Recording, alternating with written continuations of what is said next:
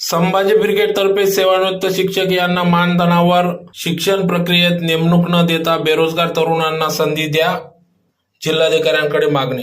याबाबत अधिक वृत्त असे की आज स्थानिक परिसरात डीएड बीएड पदवीधर व पदवीधारक सुशिक्षित बेरोजगार युवक युवती मोठ्या प्रमाणात उपलब्ध असून शासनाने सुशिक्षित बेरोजगार युवक युवतींना यामध्ये सामावून घेत त्यांच्या नेमणुकी करत बेरोजगारांचा प्रश्न सोडवणे हा जास्त महत्वाचा असून पेन्शनधारकांना ही नेमणूक देणे योग्य नाही।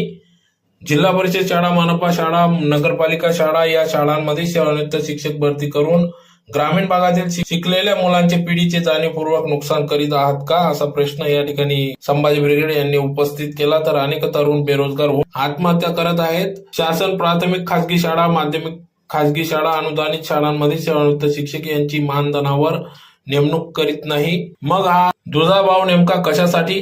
फक्त ग्रामीण भागातील सरकारी शाळांमधूनच नेमणूक करण्याचा आदेश का, असे प्रश्न निर्माण होत आहेत। त्यामुळे ग्रामीण भागात असंतोष निर्माण होत असून याचा शिक्षणावर परिणाम होत आहे।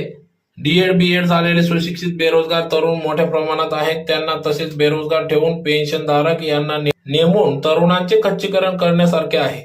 म्हणून संभाजी ब्रिगेडने आपली मागणी आहे की कोणत्याही शाळेवर सेवानिवृत्त शिक्षक या मानधनावर नेमणूक देऊ नये। सेवानिवृत्त नंतर शिकवायची मानसिकता कमी होते असे मानसशास्त्र सांगते। मग लहान मुलांना हे लोक काय शिक्षण देणार? फक्त मुलांना सांभाळण्याचे काम करतील का? त्यामुळे भविष्यात अशा कोणत्याच नियुक्त्या होणार नाही असा कायदा करावा।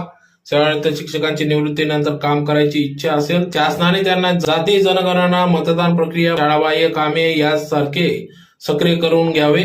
त्यामुळे शिक्षकांवरही कामाचा बोजा पडणार नाही व चांगले शिक्षण ग्रामीण स्तरावर सुद्धा उपलब्ध होणार आहे। तरी राज्य सरकारमध्ये शिक्षण मंत्री असलेले दादा भुसे यांनी संभाजी ब्रिगेड निवेदनाची दखल घ्यावी आणि निवृत्त शिक्षकांना परत शिक्षक पदावर न घेता तरुणांना संधी द्यावी। अन्यथा संभाजी ब्रिगेडचे प्रदेशाध्यक्ष मनोज दादा आखरे व महासचिव सौरभ दादा खेडेकर यांच्या नेतृत्वात संभाजी ब्रिगेडच्या वतीने संभाजी ब्रिगेडच्या स्टाईलने तीव्र आंदोलन छेडले जाईल असा इशारा या ठिकाणी देण्यात आला। या प्रसंगी या ठिकाणी संभाजी ब्रिगेडचे जिल्हाध्यक्ष हेमंत बडक, महेश पाटील, नितीन पाटील, सतीश पाटील, अमर परताडे, भूषण बागू, उपाध्यक्ष मनोज रुईकर, नंदू ऐरराव, अमोल बोरसे, कुलदीप ठाकरे, अशोक नांद्रे, सुनील पाटील, उदय पवार, हिरालाल बोरसे आदी सर्व पदाधिकारी या ठिकाणी उपस्थित होते।